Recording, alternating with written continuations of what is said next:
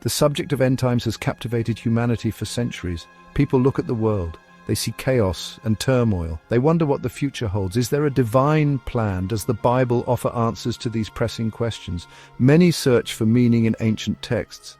They seek to understand God's timeline for human history. This deep desire for knowledge about the end is not new. It is a fundamental part of the human spirit. We want to know where we are going. We long for certainty in an uncertain world. The Bible is not silent on these matters. It speaks extensively about future events. These prophecies are not mere curiosities. They are vital messages from God Himself. They offer warnings. They provide hope. Understanding these prophecies can transform a believer's life. It can bring peace in times of trouble. It can motivate us to live godly lives. Studying prophecy is not about predicting exact dates. It is about understanding God's sovereign control over history. It is about preparing our hearts for what is to come. Many people are drawn to prophecy. They see current events unfolding. They notice parallels with biblical descriptions. This often sparks a deeper interest. They begin to ask serious questions. What does the Bible say about the end of the world? Are we living in the last days? These are important questions. They deserve careful consideration. The study of prophecy helps us to interpret the signs of the times. It equips us to discern truth from error. It anchors our faith in God's unshakable word. Therefore, the study of biblical prophecy is crucial. It is not a fringe topic for a select few. It is a core component of Christian understanding. God has revealed these things for our benefit. He wants us to be informed. He desires for us to be prepared. As we delve into these ancient texts, we uncover profound truths. These truths speak to our present reality. They also point towards a glorious future for those who trust in Christ. Let us approach this study with open hearts and minds. Let us seek God's wisdom. The book of Revelation is the capstone of biblical prophecy. Its very name means unveiling or disclosure. It was given to the Apostle John. He was exiled on the island of Patmos. God gave him visions of future events. These visions detail the culmination of God's plan. They describe the return of Jesus Christ. They depict the final judgment. They reveal the establishment of God's eternal kingdom. Revelation is a complex book, yet its central message is clear. God wins in the end. Revelation uses vivid imagery and symbolism. This can sometimes make it challenging to understand. However, God intends for His people to comprehend its message. The book opens with letters to 7 churches. These letters contain commendations and warnings. They are relevant to churches in every age. After these letters, John is caught up into heaven. He sees a stunning vision of God's throne room. This sets the stage for the unfolding drama of the end times. The focus is always on God's sovereignty and ultimate victory over evil. Key themes in Revelation include the tribulation. This is a period of intense suffering and judgment on earth. The rise of the Antichrist is also prominent. He is a global leader who opposes God. He deceives many people. The book describes various judgments. These are poured out upon a rebellious world. These judgments are depicted as seals, trumpets, and bowls. Each series of judgments grows in intensity. They demonstrate God's righteousness and His wrath against sin. Understanding these sequences is key. Despite the terrifying events, Revelation is a book of hope. It assures believers of their ultimate triumph with Christ. It speaks of the glorious return of Jesus. He will come as King of Kings and Lord of Lords. He will defeat His enemies. He will establish His righteous reign on earth. The book concludes with the new heavens and new earth. God will dwell with His people forever. There will be no more sorrow, pain, or death. This is the blessed hope for every Christian. The book of Daniel is a foundational text for understanding end times prophecy. Daniel was a prophet in Babylon. This was during the exile of the Jewish people. God gave him extraordinary visions. These visions outlined the future of world empires. They also pointed to the coming of the Messiah. Daniel's prophecies interlock with those in Revelation. They provide a framework for understanding God's timeline. His writings are crucial for any serious student of eschatology. They offer a clear historical and future roadmap. One of Daniel's most famous visions is of a great statue. This statue had a head of gold. Its chest and arms were silver. Its belly and thighs were bronze. Its legs were iron. Its feet were a mixture of iron and clay. These different materials represented successive world empires. Babylon was the head of gold. Medo-Persia, Greece, and Rome followed. The final form of this empire, represented by the feet, is yet to fully emerge. This revived Roman Empire will play a key role in end-time events. Daniel's accuracy is astounding. Daniel also saw visions of 4 great beasts. These beasts emerged from the sea. They also symbolize the same sequence of world empires. The first beast was like a lion, the second was like a bear, the third was like a leopard. The fourth beast was terrifying and powerful. It had iron teeth and 10 horns. This fourth beast corresponds to the Roman Empire. The 10 horns represent a confederation of nations. This confederation will arise in the last days. From these horns, a little horn will appear. This is the Antichrist. Another critical prophecy in Daniel is the 70 weeks prophecy. This is found in Daniel chapter 9. It outlines a specific timeline for Israel. It predicts the first coming of the Messiah. It also predicts his death. The prophecy speaks of a final 70th week. This 70th week is a 7-year period. This period is widely understood to be the tribulation. This future period will see the Antichrist make a covenant with Israel. He will then break this covenant. This prophecy is incredibly detailed. It shows God's precise control over history. Biblical prophecy often uses symbolic language. Understanding these symbols is key to unlocking their meaning. Beasts, for example, frequently represent kingdoms or empires. We saw this in the book of Daniel. The lion, bear, leopard, and the terrifying fourth beast all depicted powerful nations. In Revelation, we see similar imagery. A fearsome beast rises from the sea. This beast has 7 heads and 10 horns. It receives power from the dragon, who is Satan. This beast represents the revived Roman Empire and its final ruler, the Antichrist.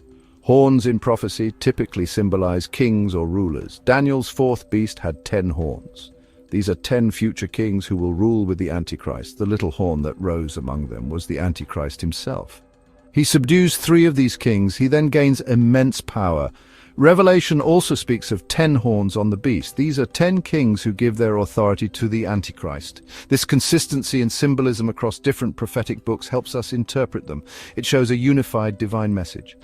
Numbers also carry significant symbolic weight in prophecy. The number 7 often represents completeness or divine perfection. We see this in the 7 churches, 7 seals, 7 trumpets, and 7 bowls in Revelation. The number 10 can signify totality or a full measure, as with the 10 horns. The number 12 often relates to God's people, such as the 12 tribes of Israel or the 12 apostles. Careful attention to these numerical patterns can provide deeper insights into the prophecies. However, we must avoid speculative numerology. Other symbols include women, mountains, and waters. A woman can represent a religious system, either true or false. For example, Revelation 12 depicts a woman clothed with the sun, representing Israel or the faithful community. Revelation 17 describes a harlot woman, representing a false worldwide religious system. Mountains can symbolize kingdoms or seats of power. Waters can represent peoples, multitudes, nations, and tongues. By studying how these symbols are used throughout Scripture, we can arrive at a consistent interpretation. This helps us understand God's message clearly. Section 5. The Mark and the Number, Unmasking the Antichrist. One of the most chilling prophecies concerns the Antichrist. It also speaks of his mark and number. Revelation chapter 13 describes this future global dictator. He will rise to power during the tribulation period. He will be a charismatic and deceptive leader. Many will follow him. He will demand worship. He will set himself up as God. This figure is the ultimate embodiment of rebellion against God. Understanding his characteristics and methods is vital for believers. We must be aware of his coming deception. The Antichrist will be aided by another figure. This figure is called the false prophet. The false prophet performs great signs and wonders. He deceives the inhabitants of the earth. He causes them to worship the Antichrist. He also commands them to make an image of the Antichrist. This image will be given power to speak. Those who refuse to worship the image will be killed. This period will be one of intense persecution for those who remain faithful to God. The pressure to conform will be immense. The false prophet will also enforce a system of control. This system is known as the Mark of the Beast. Revelation 13:16-17 states that he will cause all people, great and small, rich and poor, free and slave, to receive a mark. This mark will be on their right hand or on their forehead. Without this mark, no one will be able to buy or sell. This implies a global economic system. It will be completely controlled by the Antichrist. This mark is a sign of allegiance to him and his system. The passage also mentions the number of the beast. It is the number of a man. That number is 666. Much speculation has surrounded this number. Many have tried to identify the Antichrist by calculating names. However, the primary significance is likely symbolic. The number 6 falls short of the divine perfection of 7. Repeating it 3 times emphasizes its inherent imperfection and connection to man's fallen state. It represents the ultimate human rebellion under Satan's influence. Taking this mark is a final act of defiance against God. It has eternal consequences. Section 6. God's judgments, seals, trumpets, and bowls of wrath. The book of Revelation describes a series of divine judgments. These judgments are poured out upon the earth during the tribulation. They are depicted in 3 sets of 7 seals, trumpets, and bowls. Each set escalates in intensity and scope. These judgments demonstrate God's holiness. They also show his righteous anger against sin and rebellion. They are a response to humanity's wickedness. They are also a call to repentance, though many will harden their hearts. These are not random events. They are part of God's sovereign plan. The first series of judgments involves the breaking of 7 seals, as each seal is opened by the Lamb, Jesus Christ. A specific judgment unfolds. The first 4 seals unleash the 4 horsemen of the apocalypse. These represent conquest, war, famine, and death. The 5th seal reveals the martyrs under the altar. They cry out for justice. The 6th seal brings a great earthquake and cosmic disturbances. The 7th seal introduces a period of silence in heaven. This is before the next series of judgments begins. These seals affect a significant portion of the earth. Following the 7 seals are the 7 trumpets. Angels sound these trumpets. Each trumpet blast unleashes a more severe judgment. These judgments include hail and fire mingled with blood. A great mountain burning with fire is cast into the sea. A star called wormwood falls, poisoning the waters. The sun, moon, and stars are darkened. Demonic locusts are released from the abyss to torment mankind. A vast demonic army kills 1/3 of humanity. These trumpet judgments are devastating.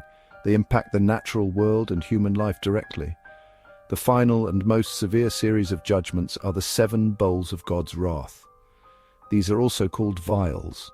Angels pour these bowls out upon the earth. They represent God's undiluted fury against unrepentant sinners. The first bowl causes loathsome sores on those with the mark of the beast. The second turns the sea to blood. The third turns rivers and springs to blood. The fourth causes the sun to scorch people with fire. The 5th plunges the kingdom of the beast into darkness.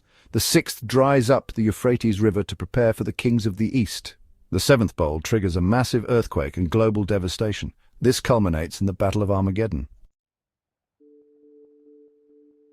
Section 7. The Rapture and the Tribulation. 2 key events. 2 pivotal events in end times prophecy are the rapture and the tribulation. The rapture is the belief that Christ will return secretly. He will take his church, all true believers, from the earth. This event is described in passages like 1 Thessalonians chapter 4 verses 16 to 17. The Lord himself will descend from heaven. The dead in Christ will rise first. Then believers who are still alive will be caught up together with them. They will meet the Lord in the air. This event is distinct from Christ's second coming in glory. It is a rescue mission for the church. The rapture will occur before the tribulation period begins. This is known as the pre-tribulation rapture view. This means the church will not experience the horrors of God's wrath. The tribulation is a 7-year period of unparalleled suffering. It is Daniel's 70th week. During this time, God's judgments will be poured out. The Antichrist will rise to power. He will persecute those who come to faith. During this time, this period is primarily for God to deal with Israel. It is also for him to judge a rebellious world. The tribulation will be a time of great deception. The Antichrist will perform signs and wonders. He will deceive many. However, God will also be at work. He will seal 144,000 Jewish witnesses. They will preach the gospel. An angel will fly in mid-heaven proclaiming the eternal gospel. Many people from all nations will come to faith in Christ during this difficult time. Many of these new believers will be martyred for their faith. Their steadfastness will be a powerful testimony. After the 7-year tribulation, Christ will return to earth. This is his glorious second coming. He will return with his saints who were raptured earlier. He will defeat the Antichrist and his armies at the Battle of Armageddon. He will then establish his millennial kingdom on earth. This kingdom will last for 1,000 years. This is a time of peace and righteousness. Satan will be bound during this period. Understanding the sequence of rapture, tribulation, and second coming is vital. It brings clarity to God's prophetic plan. Section 8. Differing Views, Understanding Interpretive Frameworks. When studying end times prophecy, it is important to be aware of different interpretive frameworks. Not all scholars and theologians agree on every detail. The primary views are premillennialism, postmillennialism, and amillennialism. These views differ mainly on the timing and nature of the millennium. The millennium is the 1,000-year reign of Christ mentioned in Revelation chapter 20. Understanding these broad categories can help navigate discussions on prophecy. It helps to see where others are coming from. Premillennialism teaches that Christ will return before the millennium. He will establish a literal 1,000-year kingdom on earth. This view often includes a pre-tribulation rapture of the church. Many who hold this view interpret prophecy more literally. They see distinct roles for Israel and the church in God's plan. The events of Revelation are seen as primarily future. This perspective emphasizes the imminent return of Christ. It calls for watchfulness and preparedness. This is the view that seems most consistent with a plain reading of Scripture. Postmillennialism teaches that Christ will return after the millennium. The millennium is not necessarily a literal 1,000 years. It is seen as a long period of gospel triumph. The world will be gradually Christianized through the church's efforts. After this golden age, Christ will return. This view was more popular in the 19th century. It has seen less support in recent times due to world events. It tends to see a more optimistic progression of history before Christ's return. Amillennialism teaches that there is no literal 1,000-year earthly reign of Christ after his return. The millennium is seen as symbolic. It is often interpreted as the current church age. Christ is reigning now from heaven through his church. When Christ returns, it will be for the final judgment and the eternal state. Amillennialists often interpret prophecy more symbolically or spiritually. They may see many of Revelation's prophecies as fulfilled in the first century or throughout church history. While these scholars are sincere, their approach can obscure the clear future fulfillment of many prophecies. Section 9. Living in Light of Eternity, the Believer's Response. Understanding Bible prophecy is not just an academic exercise. It has profound implications for how believers live their lives today. Knowing that God has a plan for the future gives us hope. It provides stability in a world filled with uncertainty and fear. When we see troubling events, we are not dismayed. We recognize them as signs. These signs point to the unfolding of God's prophetic timeline. This knowledge should motivate us to live with an eternal perspective. Our focus should be on things above, not just earthly concerns. Prophecy also calls us to holiness and godliness. The Apostle Peter wrote that since all these things will be dissolved, what manner of persons ought we to be? We should live in holy conduct and godliness. We should look for and hasten the coming of the day of God. Knowing that Christ could return at any moment should inspire us to live lives that honor him. It should motivate us to turn away from sin. It should encourage us to pursue righteousness. Our character should reflect our expectation of his appearing. Furthermore, the reality of future judgment and the lostness of humanity should compel us to evangelism. The Bible is clear that those who do not know Christ will face eternal separation from God. This is a sobering truth. It should ignite a passion within us to share the gospel. We must warn others of the judgment to come. We must lovingly point them to Jesus Christ as the only way of salvation. Every person we encounter is an eternal soul. Their destiny hangs in the balance. Our prophetic understanding should fuel our missionary zeal. Finally, the study of end times prophecy should lead to a deeper trust in God. He is sovereign over all history. He knows the end from the beginning. Nothing takes him by surprise. His promises are true and will all be fulfilled. As we see his prophetic word coming to pass, our faith is strengthened. We can rest assured that he who began a good work in us will complete it. Let us live, therefore, not in fear, but in faith. Let us live with joyful anticipation of our Lord's return. This is our blessed hope.